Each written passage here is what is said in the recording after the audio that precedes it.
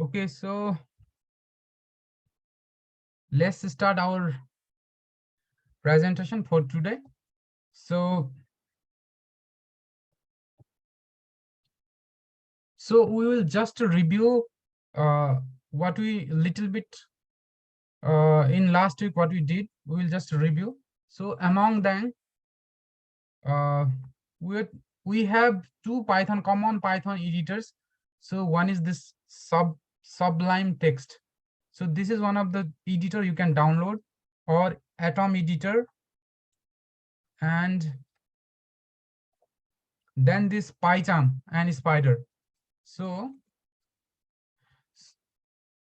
if you go here, this you can install this editor PyCharm. So this is one of the favorite editor for Python development communities. So it can also be easily available for, it can also work well with artificial intelligence, AI, and data science also. So mostly this is used for Python developers for developing enterprise websites, applications, and Python related any applications. So this PyCharm software is one of the good one, the PyCharm. So this is nothing but you can just download here, click here and just download. So this is just the editor. So how it looks like PyCharm, if you see here, I will show you PyCharm. When you download and install it, so this PyCharm looks like this. It will open. It is a little bit heavier.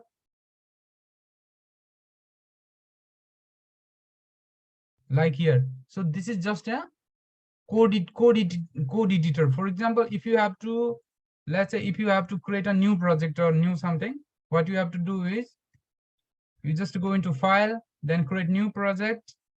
Then let's say this is test project, test prj. So this is saved into location C users and this environment. When you create it, this window, I want to create file.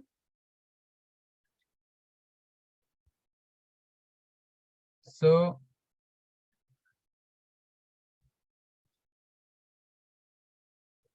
it will create one project. Till the time this creates one project, I will show you another ID. So next popular ID is Spider. Spider for Python. Okay. So this one, Spider ID. So this Spider ID is one of the popular among scientific communities. Okay. So for mostly for doing scientific work, related to data science and all. So many people for this ID. So this is also just, you can download this. This is also the ID similar to like this. Okay. So here I have created one project. So by default, it has created mai and main.py. This is a Python file. And here you see first Python code. Like, so this is by default, it is given if underscore name equal to underscore main underscore. So this is the by default code. This is the by default code that Python executes. For example, if I write print PyCharm or print hello world, so this will execute in the similar manner as we did execution from command line environment. Okay, like for example, if you have to run this, you just click, you just right click here and just click on run. So it will ask for few configuration parameters.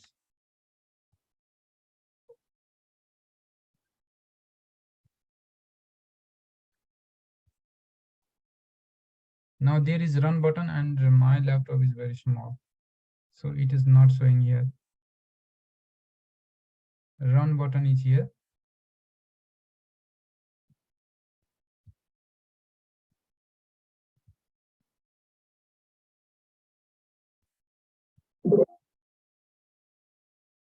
Okay, otherwise here is also option run.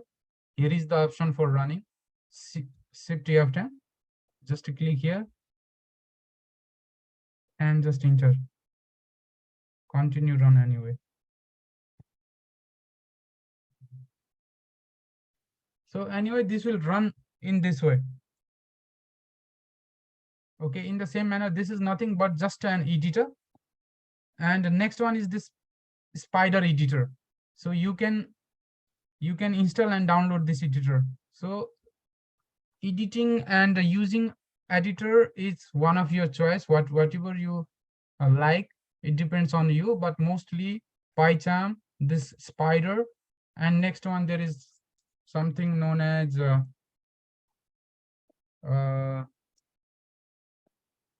something from popular editors, Python editors, like VS Code. Another one popular is VS Code, VS Code for Python. So this one is also popular. This also you can install and download and install. The problem with this VS Code is this has lots of many packages, but all packages and things you need to install manually. You have to, for example, if you need testing or debugging packages, you need to install package.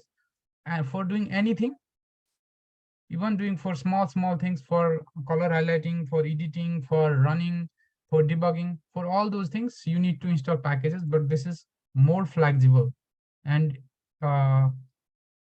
usually better for advanced users only, the PyCharm. And one of the good editor you can try out is Spider, or otherwise Jupyter. Jupyter, you know, all of you know about Jupyter. So you can work anyway into Jupyter or Google Colab. Colab, you can just work into Google Colab. If you find too hectic things, you just open Google Colab.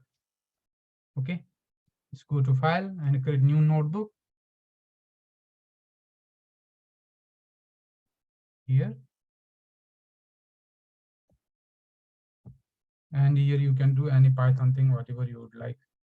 Like for example, 1 plus 2 equal to 1 plus 2, shift enter, it will execute thing like it will execute this operation. So that's about Python IDs. Okay. So notebook, you are familiar with notebook, and probably I suggest you to work in notebook because notebook is much more easier to work on and flexible as well.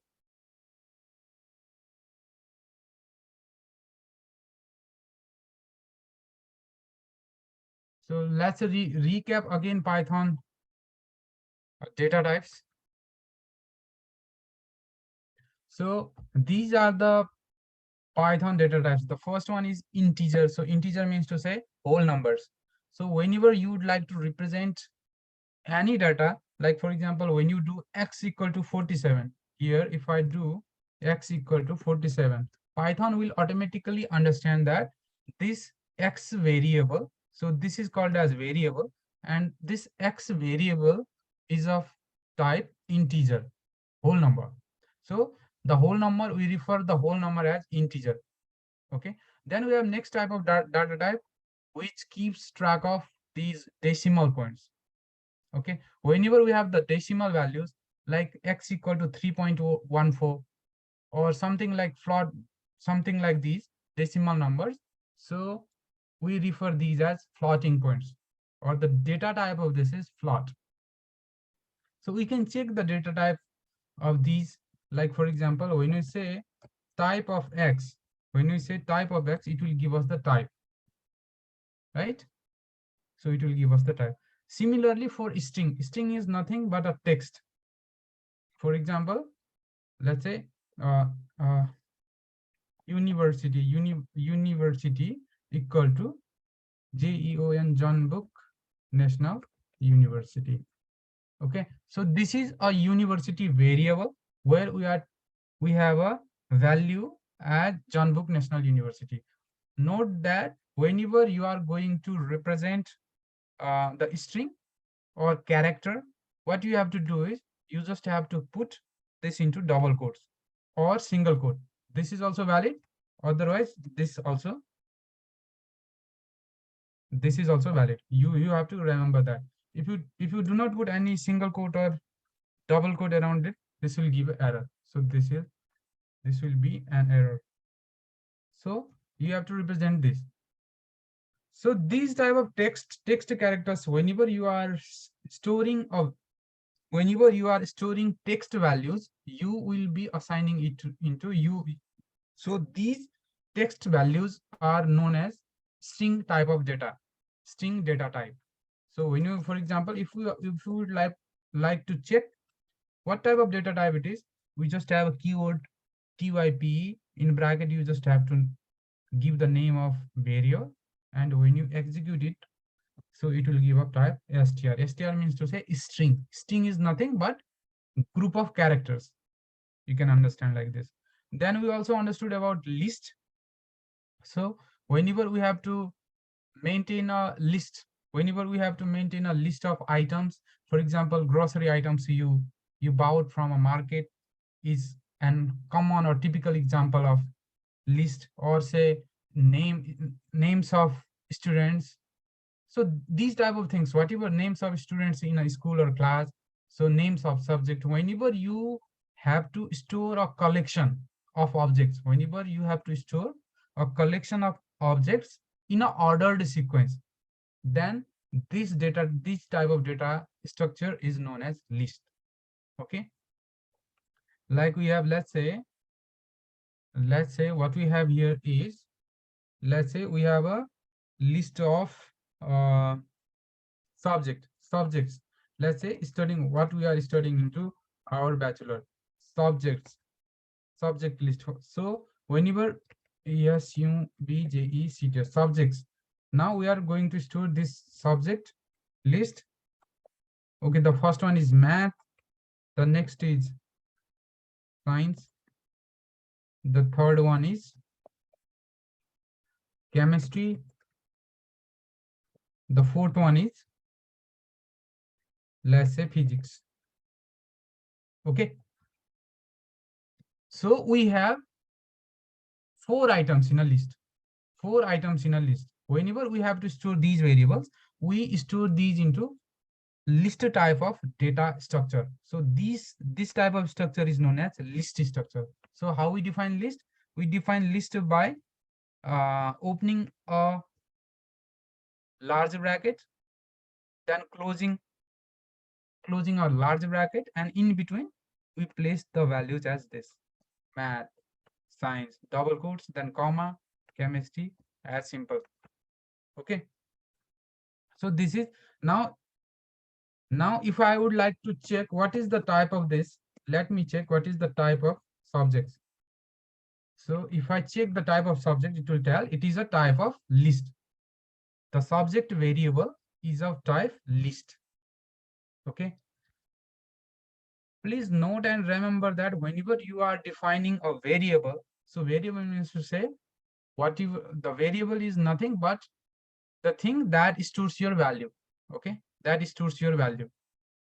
Whenever you are defining a variable, you should define a variable based on any characters, starting that a variable should start with any valid character. Like for example, stud, then you can also include underscore, then 1 2 3. Like this is also a valid name, but you cannot start a variable name with, for example, at the rate or star or something like ampersand. So these symbols are not allowed. Even, for example, the variable name cannot also start with like digit 9 underscore xyz equal to, like if you do like this, so this will be an error. So always remember that you have to start a variable name with character. Like for example, if you have to define the variable like max, just define, just use characters. For example, marks underscore, if it is of class 10, class underscore 10, you can do like this, equal to like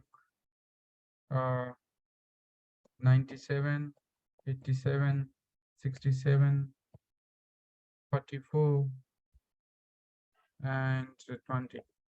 So if you say class 10, if it is a, for example, if it is of student prem, so you can define like this.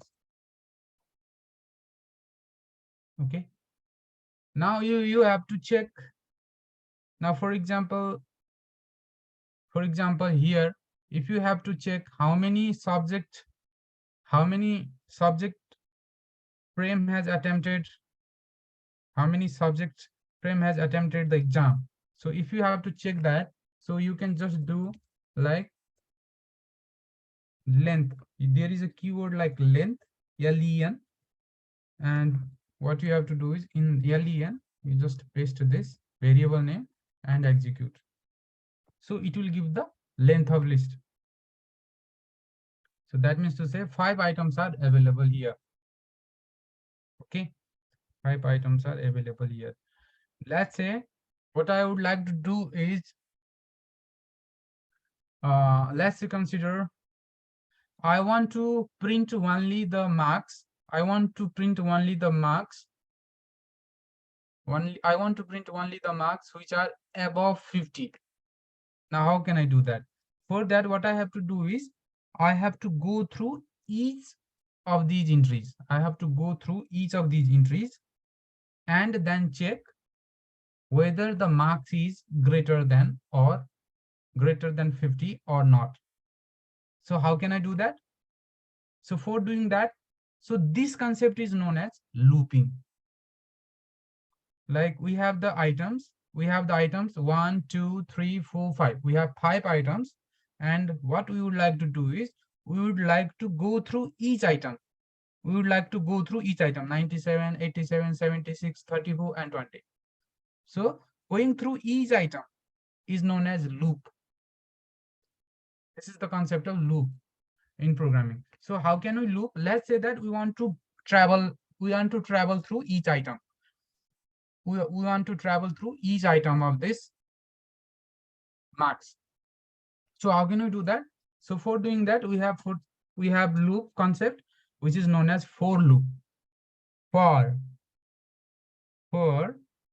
marks in marks class 10. Okay. Then you have to give this symbol. And here, so what does this mean is, for means to say go through every entry available in marks class 10 prem. Go through every entry present in marks class underscore 10 prem. So how to go? For marks in, that means to say marks in class 10, for mark in marks class 10. So that means to say, so what it will do is from mark class 10, it will extract each individual entry beginning from start. Like firstly, this mark will hold value 97. Then at next time, this mark will hold value 87. Next time, this mark will hold value 76, and so on. So when I do that, let's say I want to print this. I want to print mark. So what it will happen? What it will do? It's at the beginning, it will print 97, then it will print 87, then it will print 76, then it will print 34 and 20. Let's execute this. Click here and run. So what it did, it printed initially 97, then it printed 87, then it printed 76, then 34, and then 20. So let's say that I want to append some message in front of this mark, saying that the marks are, like for example, to append this, what can I do? I'll just put double quotes and then put comma. And in double quotes, what I'll do is I will say the marks the marks is. Now what will happen when I execute this? In every statement, in every turn, in every turn, so it will print the marks is 97, the marks is 87, the marks is 76, the marks is 34, and the marks is 20. So when you do like that, so it is printing as this. Okay. So do you have any questions so far? Do you have any question?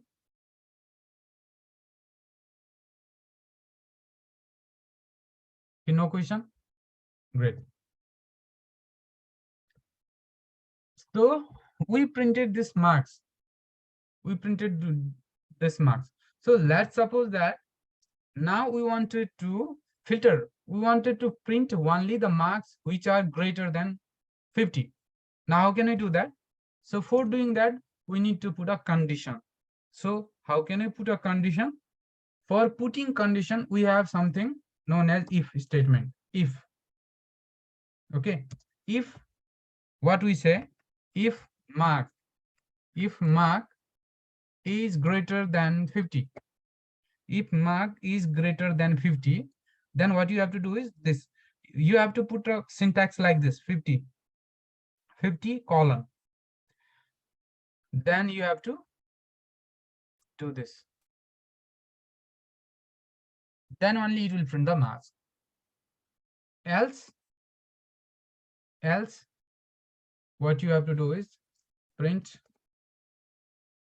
the marks the less than 50 mark, and I can print here mark as well. Okay, so what I did here is understand here clearly. So what am I doing here? I am just going through, I am visiting through each of the entry. I am going to 97 first, 87 first, 76, 34, and 20. Okay, so how am I going there? Just by this. Okay, so what am I telling is for individual marks, in this set, for individual marks in this set, for individual marks in this set, what am I doing? I am checking a marks. So what am I doing? I am checking a marks and saying if mark is greater than 50, then we are just printing the marks. Otherwise, if it is less than this, we are telling less than 50 marks. Okay, let's execute it. So it will tell like this. Or if you don't want it, you can just comment it out and do this thing. So even you don't need even this. So just comment out and you'll only see these. Okay. So that's clear. So what are we doing? We are just visiting each members of a list. We are visiting each member of list and putting a criteria telling that if certain criteria or condition is met, then only do certain thing. Otherwise, don't do this thing. Okay. So you understand this syntax. The syntax is very easy and user friendly. For go through every item, go through every mark in marks class 10 in this list, and then you have to give this colon, then hit and enter and just give one tab. Python is very sensitive about tabs. If you do like this and execute, it will not execute. So because this for is started, this loop is started, then if you have to put anything inside it, what you have to do is you just have to tab it. One step you have to tab it. Then within if statement, you are printing something. you are printing something, again you have to do tab. For example, if you do this, again it will be problem because you are doing nothing, because you are you have to you have if condition, and inside if condition you are printing something.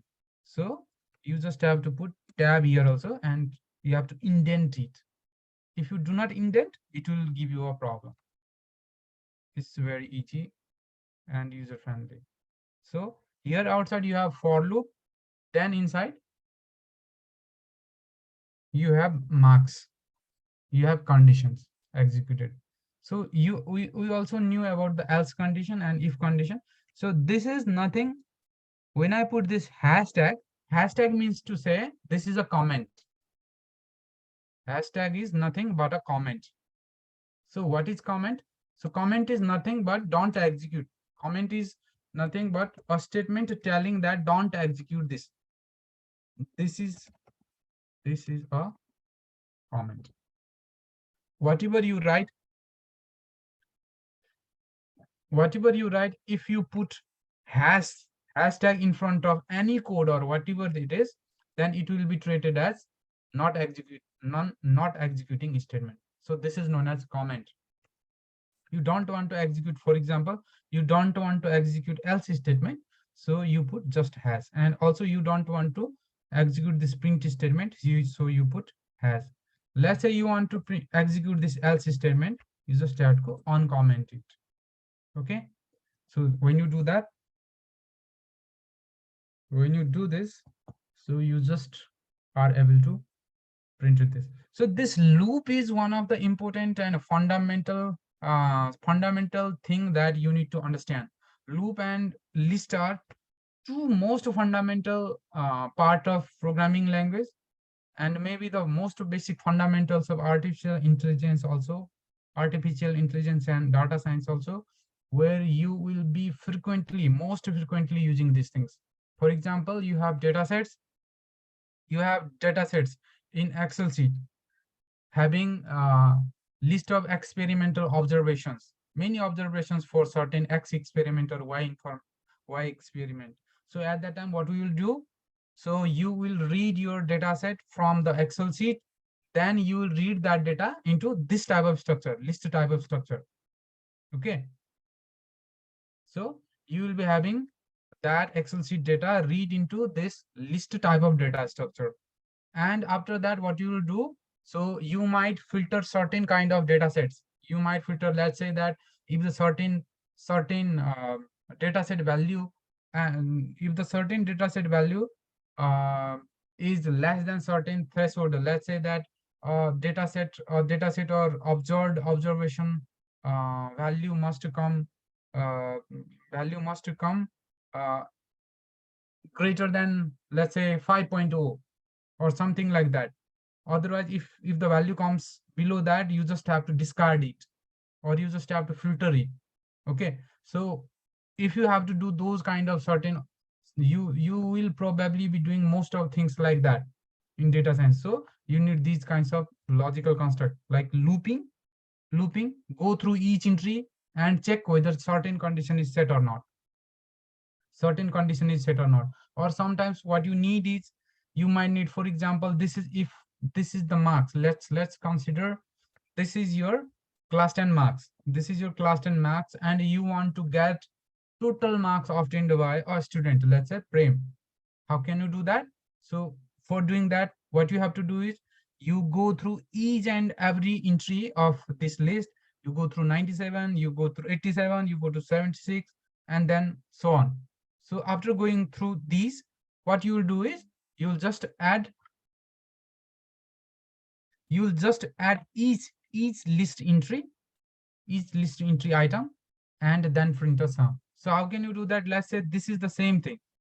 Let's consider this is the same thing I am doing here. Let's say this is the same thing, and I want to calculate the sum of total marks. I want to calculate total marks.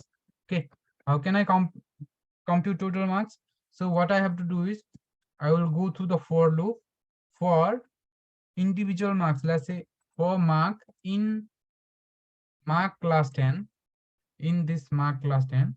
I will just use colon, then I will hit enter,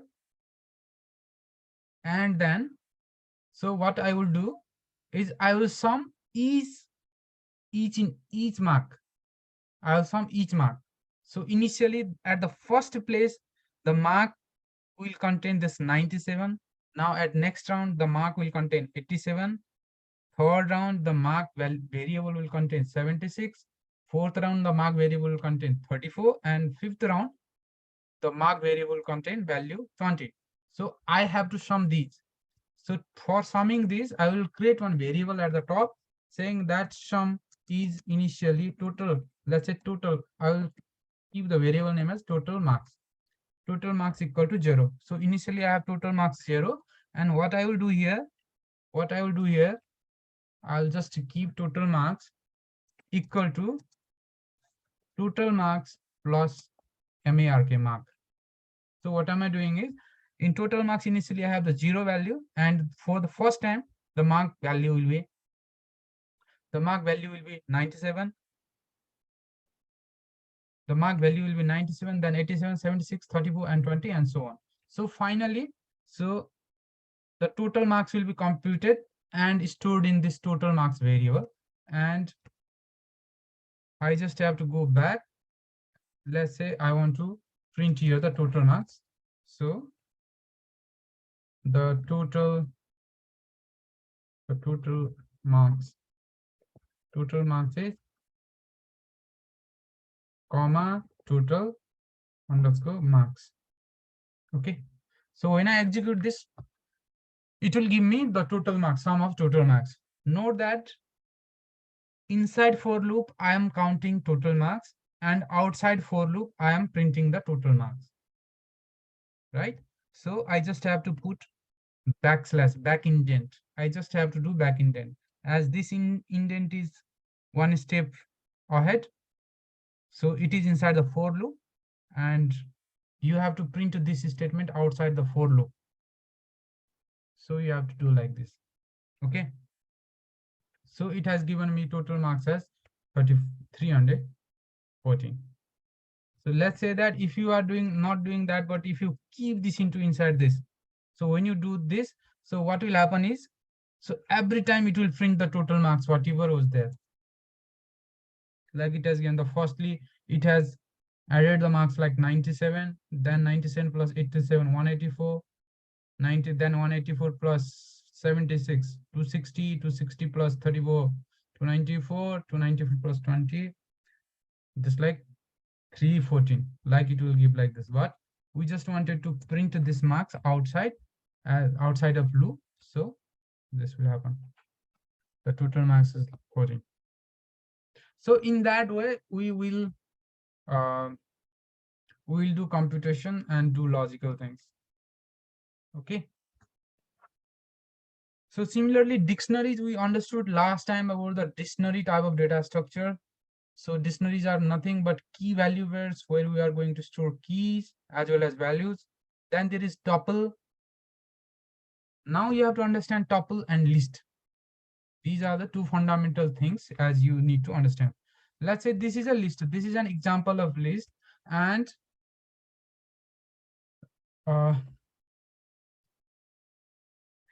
I want to create tuple. So tuple is nothing but a type of list, but the difference between tuple and list is that list is modifiable, but tuples are not modifiable. So that means to say that if I have to make a list, such that it is not modified at any time except at the first entry point, at that time you can do this thing. Yeah, Santosh has raised a question or something. Yes, Santosh. I'm repeating on this number 18. There is a hash before the total mark. Yeah, this is comment. This is comment, and that means it doesn't appear. Means that after the comment, how does the result appear? How does this execute? So nothing happens. So this is comment is just for our information only. If I delete this also, no problem. It will be the same. Okay. Yeah. This is just for our information. Okay. Okay.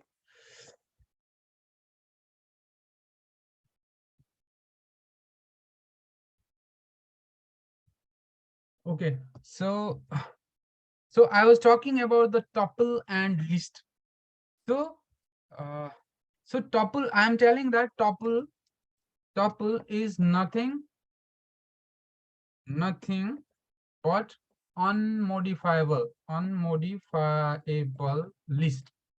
Okay, so that means to say, let's say uh unmodifiable, what can be unmodifiable? Let's say the names of persons, let's say the names of students, let's say, or universities, let's say names of universities equal to, let's say we have five universities, five in universities doing certain, five universities are enrolled for certain research or something like that. So what you can do is, as these are not changeable, let's say JBNU, then Seoul National, then something GIST, something like that. Okay. So these are the fixed things. These are the fixed one. So we do not like to modify these things. We do not want to modify this list. So when you have to do these kind of operations, or when you say that, yes, these are the fixed and now I don't want to modify here, I don't want to modify, that means to say I don't want to add, I don't want to remove, or whatever it is. So you keep into tuple. So tuple is indicated by this small bracket. So when I check its type, if I check its type, UNIBS, when I check its type, so it will say it is of type tuple. So what does that mean in reality, in actuality is, let's say let's say I want to, let's say for example, whenever, for example, let's consider I will do the same thing. I'll do the same things. University one, I'll keep it into list. Okay, I'll keep it into list. I'll keep it into list. And what I want to do is, let's say in universe, this is this is a list type and this is a tuple type.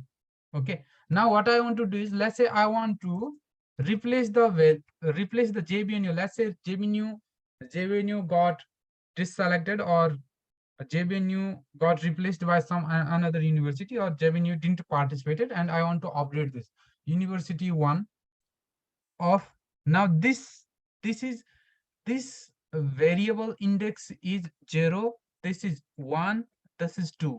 So when I have to represent this, so what I have to write is university of 0. So how it will print? So it will give me JBNU. If I say university of 1, it will give me Seoul National. So always understand that list is, it starts its index from 0. Okay, 0 means JBNU. Okay, so now in 0, university of 0, in 0, in first university, I want to replace JBNU with something. Let's say something is nothing but some university, like New York University, like New York University. So when I do that, now what happens is, now if I check this value, university of 0, so that means to say now I will only get the list as New York University. Now JBNU is replaced. Okay, JBNU is replaced. If I check all this thing university one, it will say now there is no more JBNU. So this is modifiable. So this means to say our list is modifiable. That means we can add, edit, or delete the same thing. Delete the entry from the list. But in case of tuple, now when I do like this is a type of tuple, and I want to do same thing. So let's say university of 0 equal to university of 0. Okay, university of 0 equal to, I want to say, let's say instead of JBNU, if I do New York, New York University. Now this will not allow me to do that. It will say, it gave me error saying that tuple object does not support item assignment. So that means to say, once you define this list, so this cannot be changed. So whenever you have data structures or problem where you would like to store your experimental results or values which are not going to be changed in any way, like for example constant, for example the values of constant, like you have the universal constants in research, certain constant values, so those values are not going to be changed in near future, or whatever the experiment it is, those values remains fixed. So in those cases, whenever you have to define those things, you have to define it using tuple. Okay, so you got point. The list and tuples both are same thing, but tuples are used for unmodifiable things. So that means to say tuple are kind of unmodifiable list. Okay.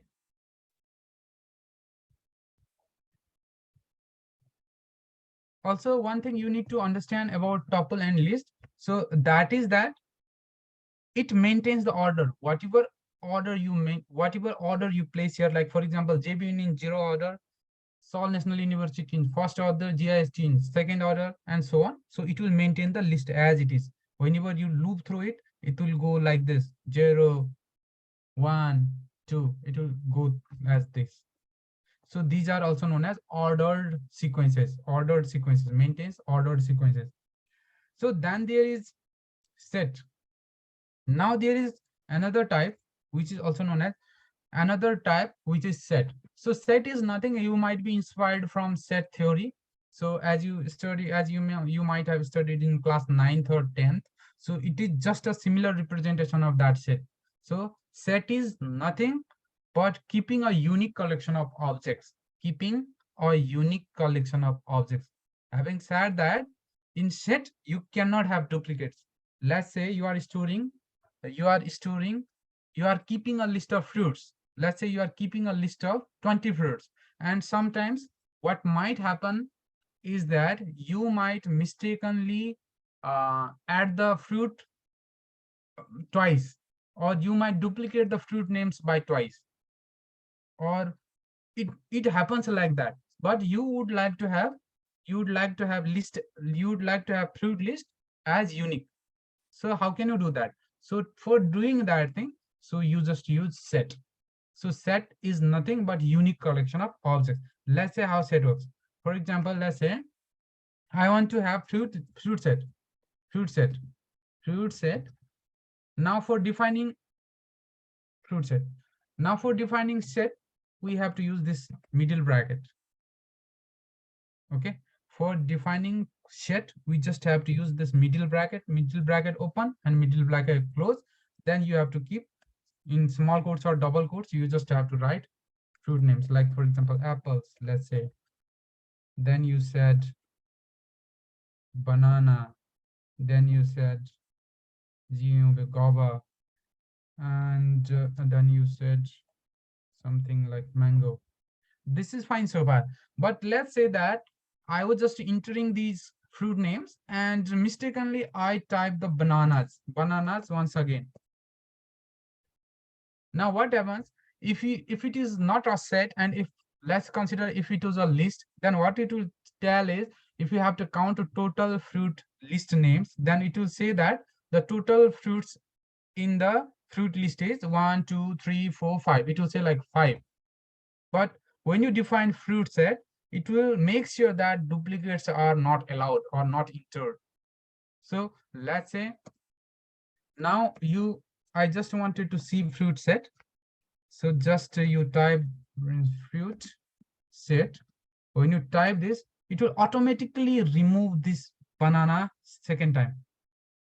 If you do this, now it will tell only apples, banana, guava, and mango. So it automatically removed this banana twice, which has been appeared twice in the list. So The situations where you don't like to keep duplicates, in those situations you have to define set. Like in experiments also, you have many data sets which are redundant in nature. You just have many duplicates, and you just want to pre-process it for efficient result, or for a better result. You just have to do data cleansing. You just have to remove unwanted data, and you just have to remove those duplicates values, or those empty values or non values. So how can you do that? So when you keep your data sets into this list, when you keep this your data sets into list kind of data structure, what it will do is it will automatically put all those your data structure. It will not remove your data set. Then what you have to do is you just have to manually loop through each item and then seek if there is some already existing value, and then you have to check it and then remove programmatically. You have to do extra work. But if you understand, you have like if you understand, you have like set type of data structure that automatically removes the duplicate, and you just have to use this data structure. That's all. Okay. Fruit set is there. Like here I have shown you example. Let's say that you are reading data from Excel sheet file where you have thousands of entries and you don't know which if there are duplicates or not, and you want to remove those things. You just have to remove this using this one. So by default, when I say fruit set and if execute, the Python editor or Jupyter editor automatically gives you this list. You can do, and one more thing, what you have to remember about this set item is this is not ordered. Set is not ordered. You see here, I have apple, banana, guava, mango, and banana.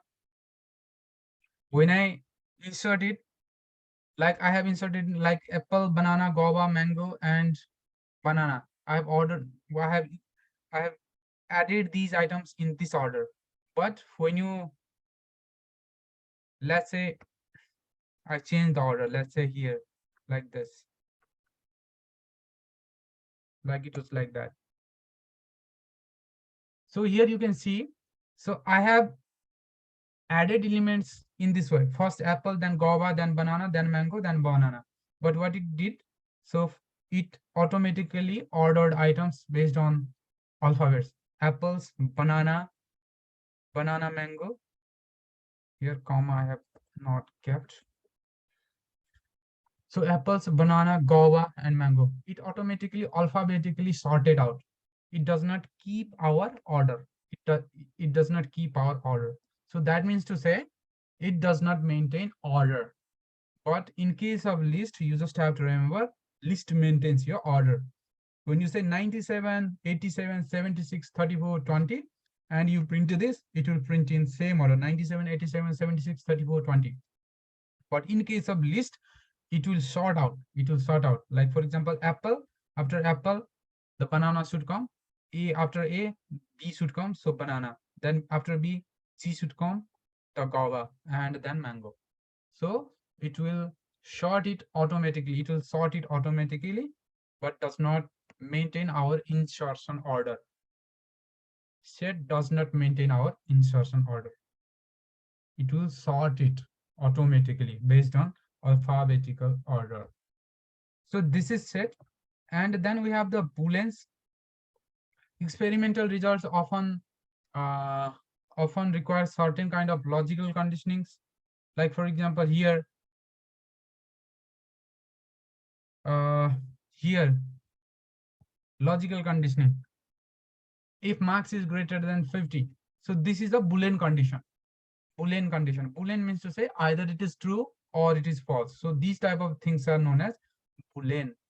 Boolean, logical value indicating true or false. So for example, if marks is greater, let's say in the first case, we had marks like 97 and 87, right? 97 and 87. So 97 is greater than 50. Yeah, it's a true. It's a true. Then 87 is greater than 50. It's true. 20 is greater than 50. It's false. So these type of things are known as Boolean conditions. Boolean conditions. This is known as logical operator. Greater than, less than.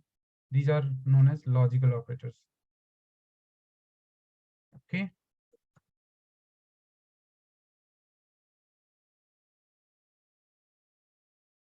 So next thing is you have to understand about mutability of data type. So mutability means to say, mutable means the changeable data types as we talked previously. Like for example, we talked about list, and in list we can insert, we can update the value, we can insert the value. So those type of structures are mutable structures, mutable or changeable structure. But some structures are immutable, like for example tuple. So tuple in tuple we cannot change the value, so that is known as immutable structure. Or you let's say, or let's say string, let's say I have a string something like mm, for example, like bank name. Okay, bank name where my account is there, and I said uh uri, I said uri bank.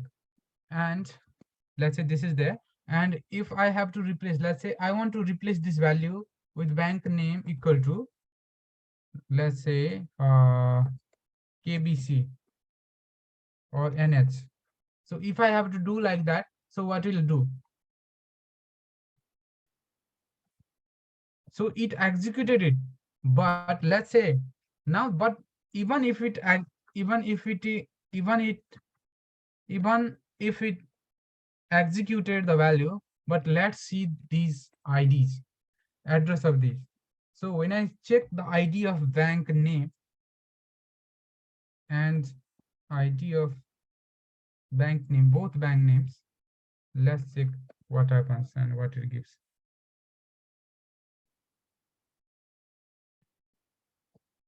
I'm going to print this, print, print. Okay. So ID means to say I'm just a peak, I am just printing the address, hardware address or memory address of this variable. The memory address of this bank name variable is this one, which is stored in 328, and the memory address of this next variable bank name is in is residing in 488. So that means to say these are immutable. Immutable means to say once the variable name is defined, so it cannot be changed. So that is known as immutability. So for example, when I say bank name equal to Uri, it assigned one ID, it assigned address of 328. And when I again say bank name equal to NH, when I replace, if it was a mutable or changeable, the address has to be same. It has to be, the address has to be 328 only. But but as this string type of data structure is immutable. Immutable means it is not changeable. Once it is declared or defined, it's final. The address cannot be changed. Only reference point has to be updated. So this is different. But in case of list, let's say list, in case of list, the address will be same. Let's say I want to check the address of list. I already have one list, university one. Okay, let's say university one. To check the address, what is the address of university one? What is the memory address of university one? I just do university one. Okay, this address is there. And as university one is what? As university one is list, university one. Where is university one? Yeah, university one is list.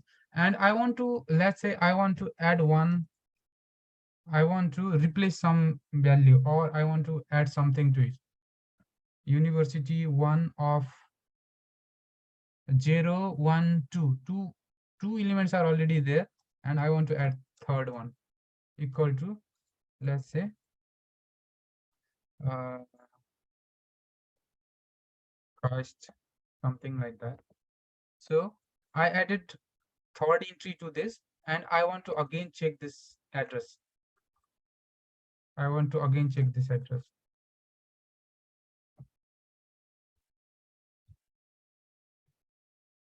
Index outer frames. So it is okay. Let me do it again to this one. Okay. Okay.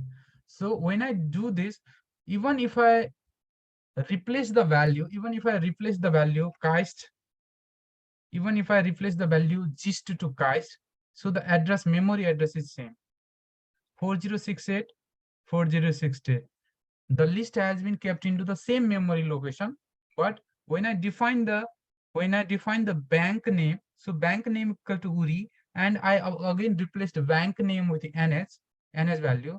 When I print both IDs, when I print both ID addresses, the memory address allocated for both of the item is different. So that means to say this string is immutable in nature. String data type is immutable in nature, but list data type is not immutable. It is changeable. Okay. So you can just refer this thing. Like here you can say like this is a variable. This is a variable. This is a variable storage where 7 has been stored as a value, and this is of type integer. This is of type integer, and it is stored in this location. And when I say like this might be a value like integer x equal to 7. Now when I say x equal to 8, it will not replace here. Instead of 7, it will not do 8 here. So what it will do is just it will update the memory address and create memory space here. That is immutability.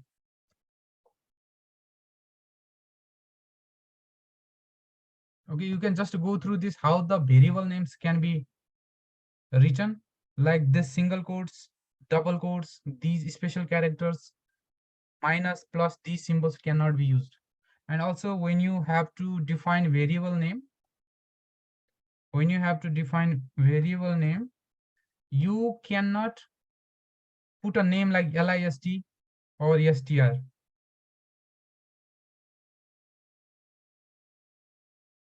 Okay, so why you can't put list or str? Because list and str are keywords in Python.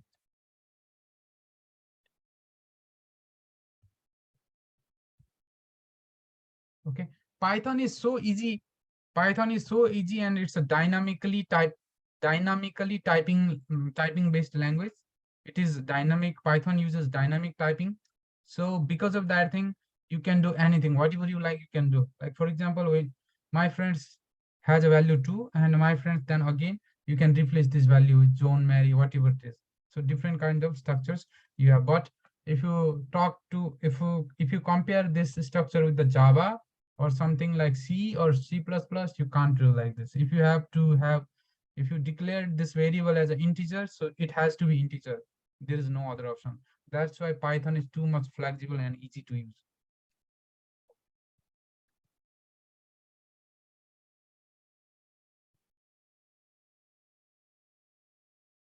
So one last thing for today. So one of the important thing you have to remember is this indexing and slicing. Indexing and slicing. So that means to say, for example, if I defined a text or string like word hello hello, so h begins with an index 0. As you know, all those index begins with 0 in programming. So h belongs to 0, e belongs to 1, I belongs to 2, I belongs to 3, and 4 belongs to 0. So this also can be treated as from the right-handed in. So when we refer it from the right side to left side, so what we can say is the last index is known as -1, then -2, then -3, then -4, and again this is 0. So that means to say, here you can, let's say I have a let's say my okay, we have a defined like subject. assume be subject equal to something like MATS. Okay, this is my subject, and I want to access the first character of this subject. What? How can I access? When I say subject of 0, what it will print is M. Okay. So if I would like to print the last character, so what I can tell 0, 1, 2, 3. When I type sub of 3, it will print EH. At the same time, if I have to print EH, if I start counting from right side, so this EH is something known as -1. We can refer it as -1 from the backside. -1. So it will, so T will be at index -2. If I do -2, it will print T.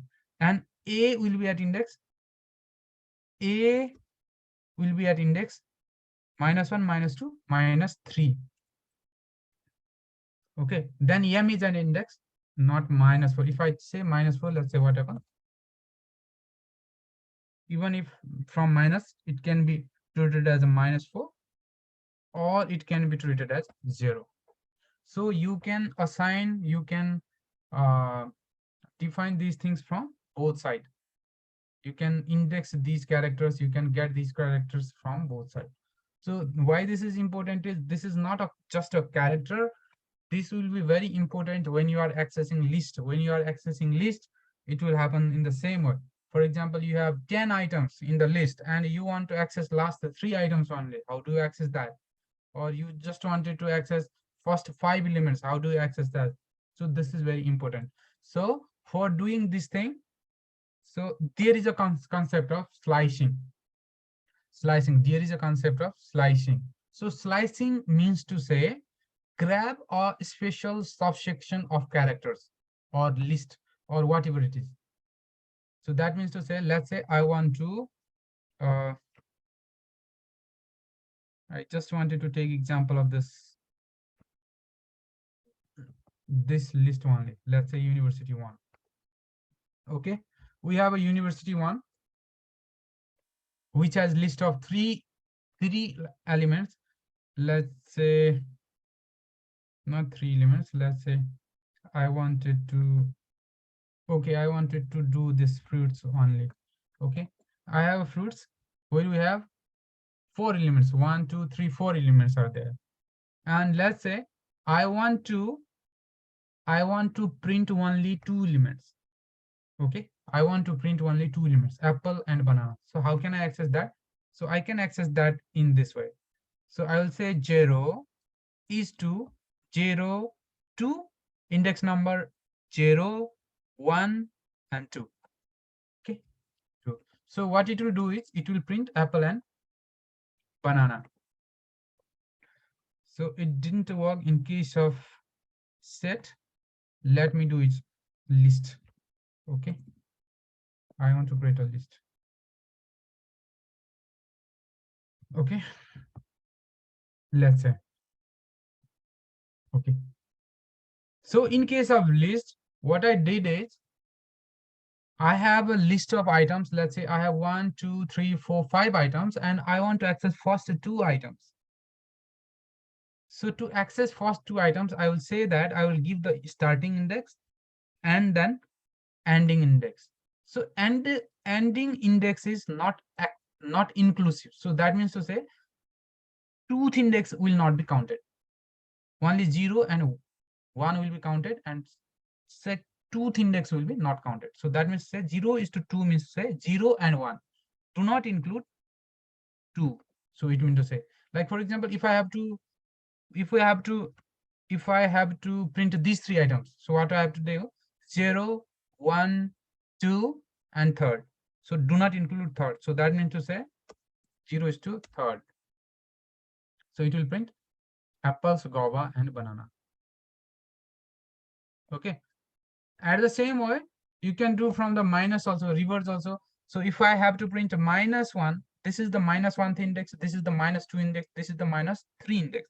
So if I have to print only banana and mango, what I'll do is I will say -1 is to -2, -3. -1, if I say -1 is to -3. So what it will do, so -1 is to 2 to print it.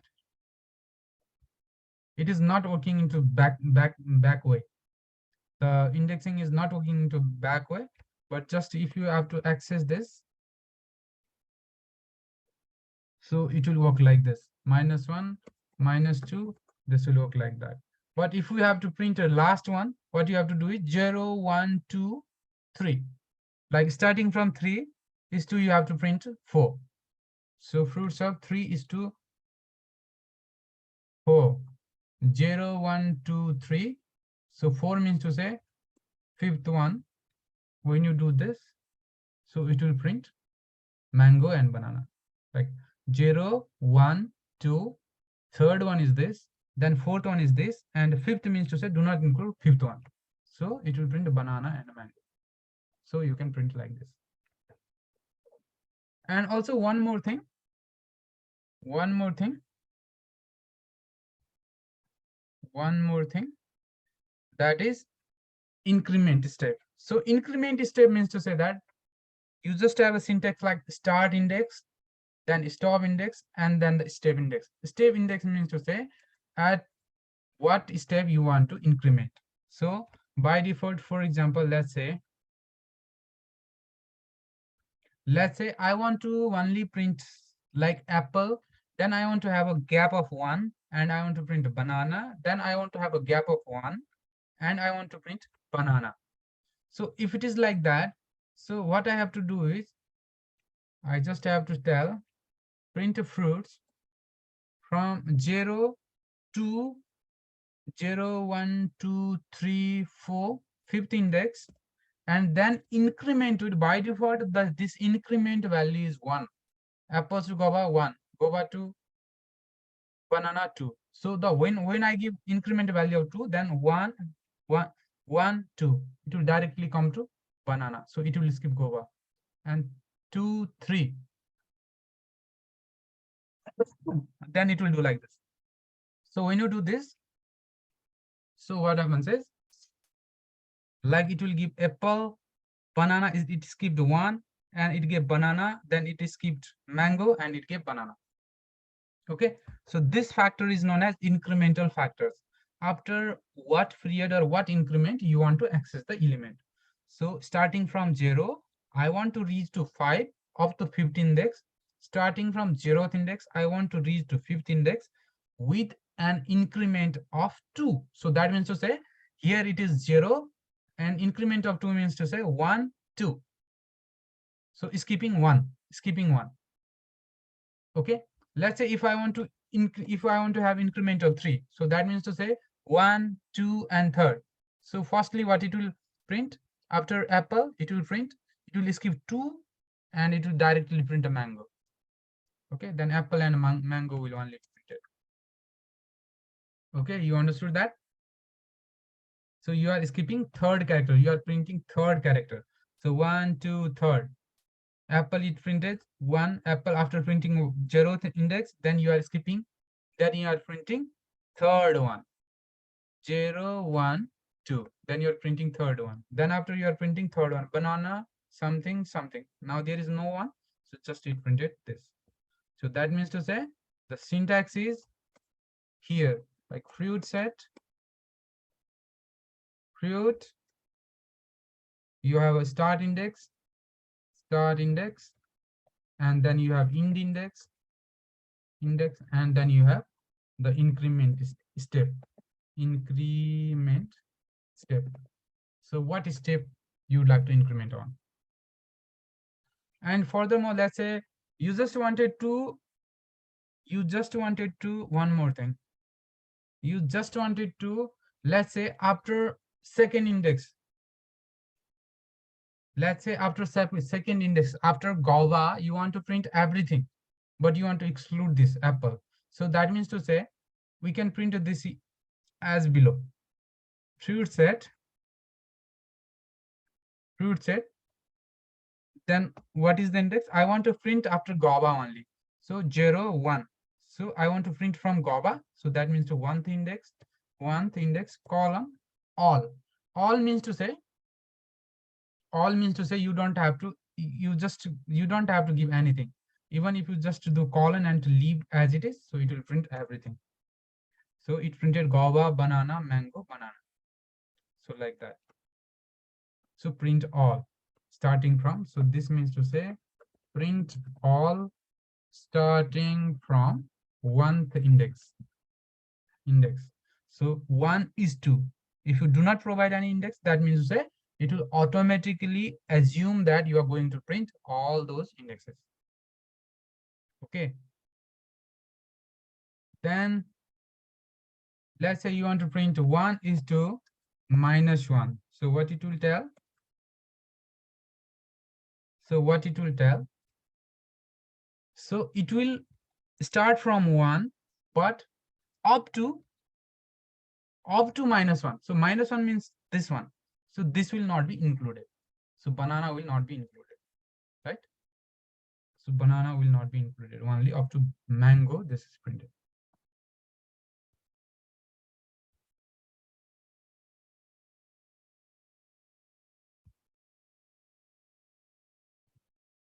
Okay, I think we are